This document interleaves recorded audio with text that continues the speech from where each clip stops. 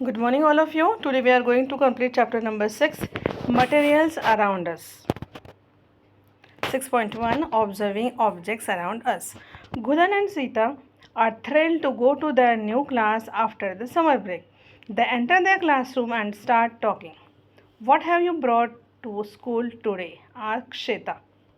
अब देखो ये दोनों बात कर रहे हैं, पहला दिन है, नए क्लास में आए हैं, समर ब्रेक के बाद जब क्लासेस स्टार्ट होती है ना, वैसा फर्स्ट डे है और ये लोग बात कर रहे हैं एक दूसरे से. Look, I have a new notebook. I also have a new notebook and a pen. After some time, Madam Vidya, their science teacher, enters the class and starts interacting with the students to draw their attention to many things they use in their daily life. उसके बाद उनके teacher ने entry की. क्या नाम था उनका? विद्या ma'am. ठीक है, वो थी साइंस टीचर और उन्होंने बच्चों को क्या किया, उनके साथ इंटरेक्ट किया और उनको क्या बताया कि जो हम डेली यूजेस में जो भी चीज़ें यूज़ करते हैं वो किस चीज़ से बनी होती है. ठीक है. She ask how are they similar to और डिफरेंट फ्रॉम ईच अदर, कि ये जो थिंग्स है वो एक दूसरे से किस तरह से सिमिलर होती है और किस तरह से अलग होती है. What are their shapes and colours, then how does it feel when you touch them, are some of them heavier than others. ऐसे ढेर सारे क्वेश्चन से उन्होंने बच्चों के साथ क्या किया, इंटरेक्ट किया. All things are made up of some materials like paper, wood, cloth, glass, metal, plastic, clay and so on. अब देखो हम ऐसे बहुत सारी चीज़ें यूज़ करते हैं या देखते भी हैं जो किस चीज़ से बनी होती है, paper, wood, cloth, then glass, metal, plastic या फिर क्ले से.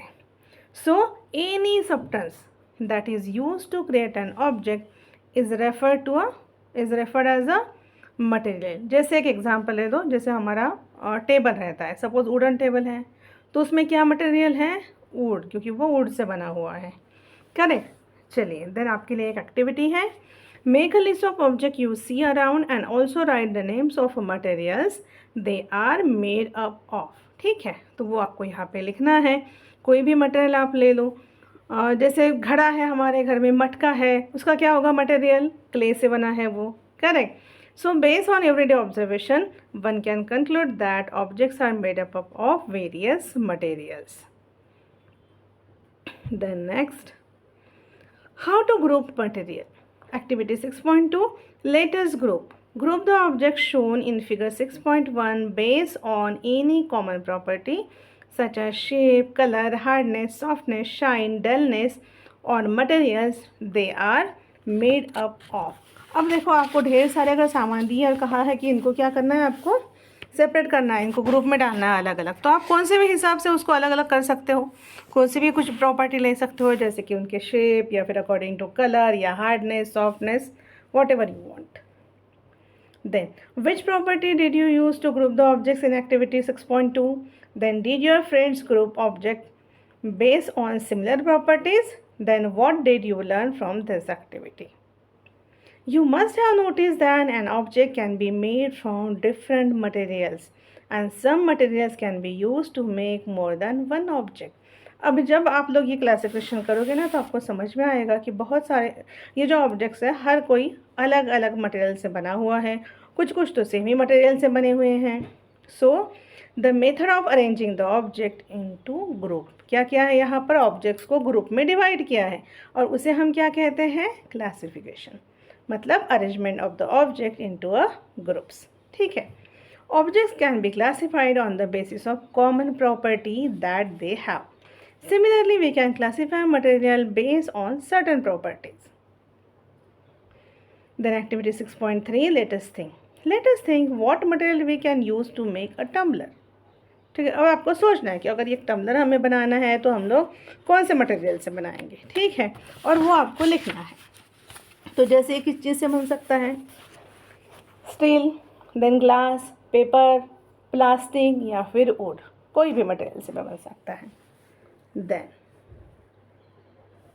Would it be a good idea to use paper like material for making cooking utensil, is it correct, ऐसा कर सकते हैं हम लोग. Then why can not a tumbler made up of cloth be use for storing water. क्यों नहीं बना सकते क्लोथ से, तो क्लोथ में अगर टम्बलर जो है हम लोग क्लोथ से बनाएंगे तो उसमें पानी रहेगा क्या, नहीं, वो तो पूरा नीचे गिर जाएगा. The materials that are required to make a tumbler should be capable of holding water. तो जो भी हम मटेरियल यूज़ करेंगे टम्बलर के लिए वो कैसा होना चाहिए, उसने वाटर को होल्ड करके रखना चाहिए।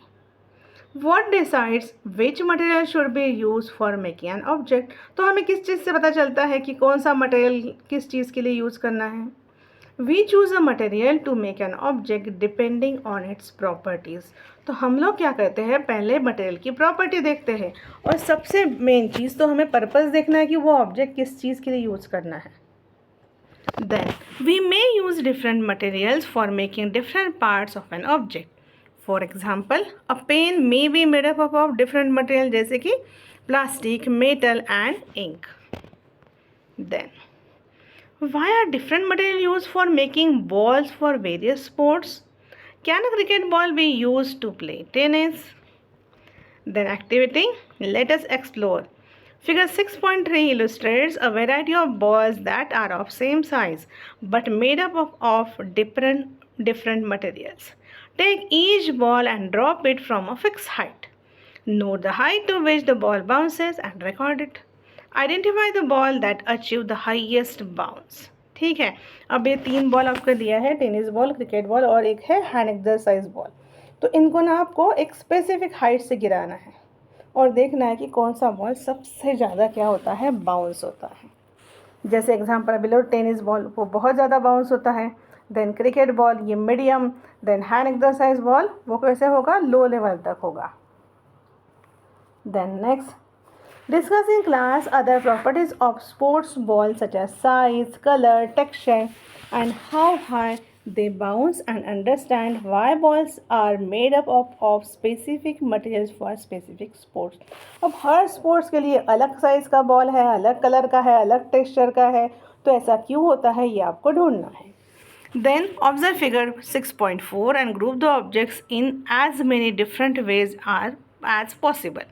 You might have grouped these objects according to their shape or by their color or material they are made up of.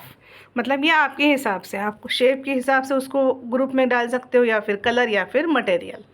We have learn that materials में be classified on the basis of their properties.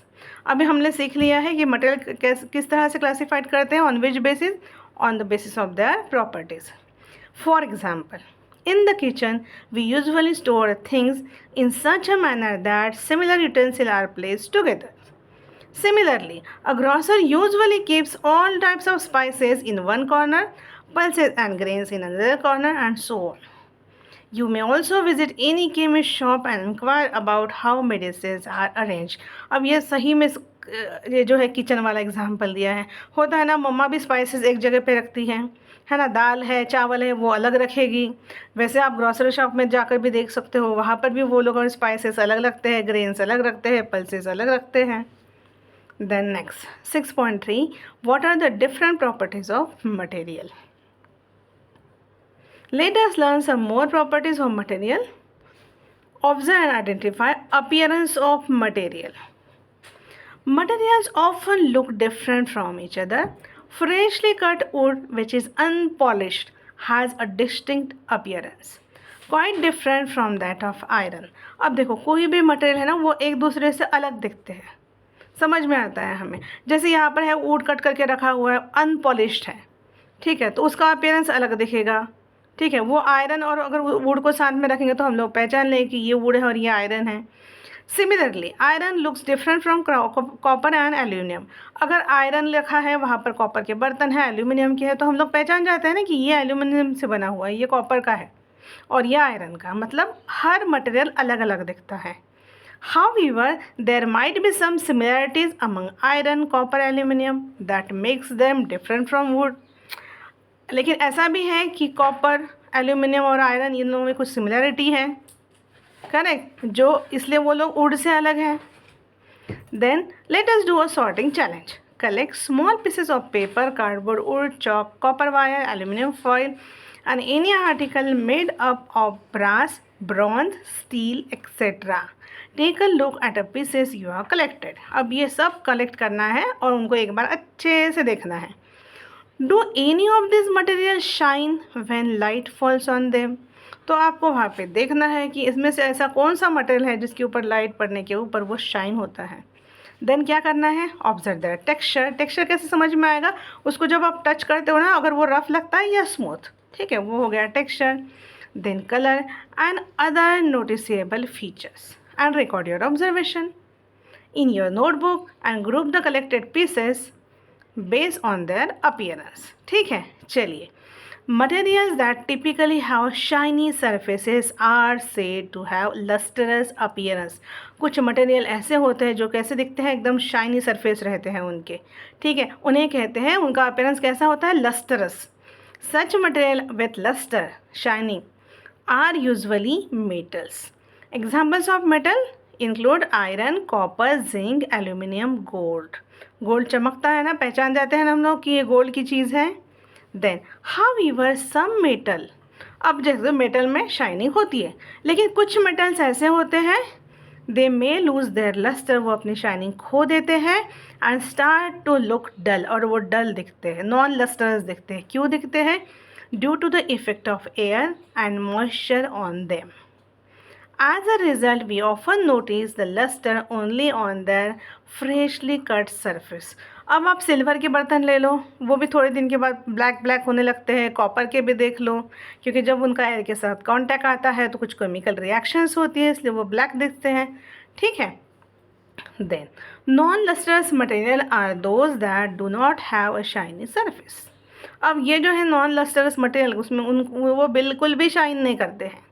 Example कौन से हैं, paper, would, rubber, jute, ठीक है। All that glitters is not gold goes an old saying, not all the material that shine are metal. जो चमकता है वो सोना ही नहीं होता है हर चीज़। Surfaces of some material are made shiny by polishing और coating them with the thin layer of plastic, wax और any other material which makes them look shiny. तो बहुत सी चीज़ें ऐसी होती है जिनमें वो प्रॉपर्टी होती ही नहीं है लस्टर वाली, फिर भी उनको चमकाते हैं। कैसे चमकाते हैं, पॉलिश करके, कोट करके, उसमें थीन लेयर लगाते हैं प्लास्टिक की या फिर वैक्स की या फिर अदर मटेरियल की, और उन्हें कैसे करते हैं, उनको चमकाते हैं। This materials may not be metals, ये मेटल्स नहीं होते हैं। Then which materials are hard, when you press different objects or materials with your hand, some of them like stone may be hard to compress। stone को compress कर सकते हैं हम अपने हाथ से, नहीं, वो होते ही नहीं compress। while others like an eraser can be easily compressed, eraser तो easily compress हो जाता है। take a metal key and use it to scratch the surface of a piece of wood, aluminium, stone, iron, candle, chalk and any other material or object। क्या करना है, metal की लेनी है और कुछ सरफेसेस लेने हैं, जैसे वुड का surface, aluminium, stone, iron, candle, और उसको ना स्क्रैच करना है with the help of that metal की। और आपको देखना है, कैन सम मटेरियल भी scratch more easily than others. उसमें से कुछ मटेरियल ऐसे होंगे कि जल्दी से स्क्रैच हो जाते हैं, जैसे कि चॉक, कैंडल, है ना। Materials which can be compress, जो जल्दी से कॉम्प्रेस हो जाते हैं और scratch easily are soft, while other material which are difficult to compress or scratch, they are hard। However, these properties are relative in nature। For example, rubber is harder than sponge but softer than iron। Then activity 6.5, let us observe। Hold the objects given in table 6.3 with your hand. Feel with whether the objects are hard or soft. Find out the materials they are made up of and enter your observation। Brick कैसे रहेगी, brick hard, किस चीज़ से बनी होती है, bake clay. Water bottle कैसे रहेगी, hard, किस चीज़ से बनती है, प्लास्टिक से या फिर मेटल से भी बनती है। पिलो सॉफ्ट, कॉटन से बनी हुई होती है। देन टम्बलर, टम्बलर भी हार्ड रहेगा, अगर पेपर से बना है तो सॉफ्ट रह सकता है, ठीक है। देन टेबल वुड से बना रहता है, ये भी हार्ड रहेगा। स्वेटर ऊल से बनते हैं, तो ये भी कैसे रहेंगे, soft. Then compare your observation with the observation of your friends and then discuss। You have learned that materials can have different properties like luster, hardness, softness and color। Can you think of any other properties that are shown by materials? Let us explore it further. Explore materials through which one can see और can not सी. कुछ material ऐसे होते हैं जिसमें से हम लोग are पार देख सकते हैं और कुछ चीज़ें ऐसी होती हैं जिसमें से हम लोग उधर नहीं देख सकते. देन घुलन, शीता एंड सारा वो are playing hide and seek with their friends. Gulan hides behind a wall. Sheeta hides behind a big tree in the garden, while Sarah hides behind a frosted glass door, which has a surface. Sheeta's younger brother can see all of this happening through a glass window of this house. So the material through which things can be clearly seen. जैसे clearly हम देख सकते हैं उस material को हम लोग क्या कहते हैं? ट्रांसपेरेंट. जैसे कि glass, water, air, cellophane paper. These are the example of transparent materials. Then why did Gulan, Sheeta and Sarah chose these places to hide? अब ये देखो गुलन कहाँ पर छिपा है? Behind a wall. शीता वो भी behind a big tree. Then कौन है? एक सारा, वो कहाँ पर छिपी हुई है? वो है behind the frosted glass door. So do you think it would be possible for Sheeta's brother to see her and her friends through a closed wooden window of their house?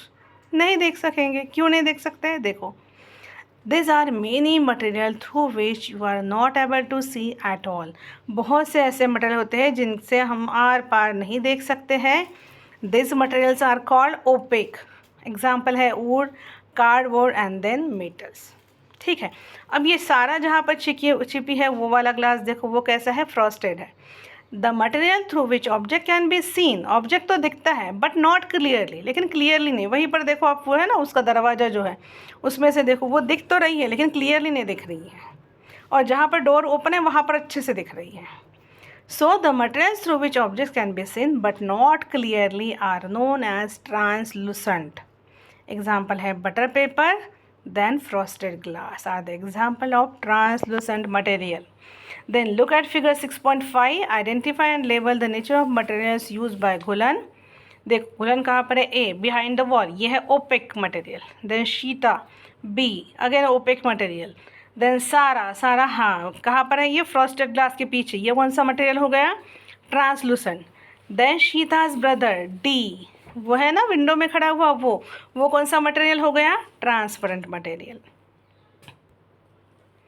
Classify the following object as transparent, translucent और opaque in table 6.4. अब देखो इसमें से ये जो है glass tumbler, then window glass, ये क्या हो गया है? ट्रांसपेरेंट. फ्रॉस्टेड ग्लास और बटर पेपर क्या हो गया? ट्रांसलूसेंट. देन वुडन बोर्ड और इरेजर ओपेक ऑब्जेक्ट.